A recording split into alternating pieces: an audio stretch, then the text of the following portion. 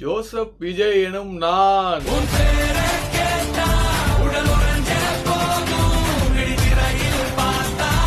இன்னைக்கு ட்ரெண்டிங்கே இதுதாங்க. இவ்வளவு போராட்டத்துக்கு அப்புறம் ஒரு வழியா ஆட்சி அமைக்கிறது உறுதியாயிருச்சு. கிட்டத்தட்ட 107 இடங்களில் வெற்றி பெற்ற விஜய் அவர்களுக்கு தனி பெரும்பான்மையில ஜெயிக்க முடியல என்பதுதான் நிதர்சனமான உண்மை. தாவேக தலைவர் விஜய் அவர்களுடைய வெற்றி வெறும் முதலுக்கான வெற்றியா மட்டும் பார்க்காம தமிழ்நாட்டு மக்கள் எப்படி பாக்குறாங்க அப்படின்னா நம்பிக்கைக்கான ஒரு வெற்றியாகவும் பாக்குறாங்க. இது வரலாற்றுல ஒரு திருப்பு முனையதாக பார்க்கப்படுது. ஏன் அப்படின்னா தமிழ்நாட்டோட ஹிஸ்டரி எடுத்து பார்த்தோம்னா அப்படின்னா கிட்டத்தட்ட 59 வருடங்களாக திராவிட ஆட்சிகள் மட்டுமே தமிழ்நாட்டை ஆட்சி செஞ்சுக்கிட்டு இருந்துச்சு. யாருனாலையுமே தமிழ்நாட்டை நெருங்க முடியல.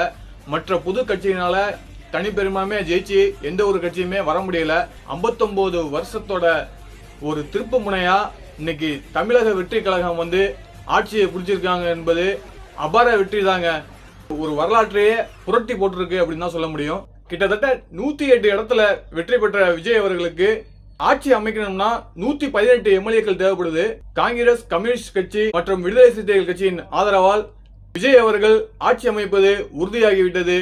ஜனநாயக ரீதியில மற்ற கட்சிகளை விஜய் அவர்களுக்கு ஆதரவு அளித்திருப்பது மகிழ்ச்சி அளிக்கிறது. விஜய் அவர்கள் முதலமைச்சர் ஆகிறதுக்கு மற்ற தனி கட்சிகள் ஆதரவு அளித்தாலும் கூட்டணி கட்சியிலிருந்து சில கட்சிகள் வெளியில வரல அப்படிங்கிறது தான் உண்மை.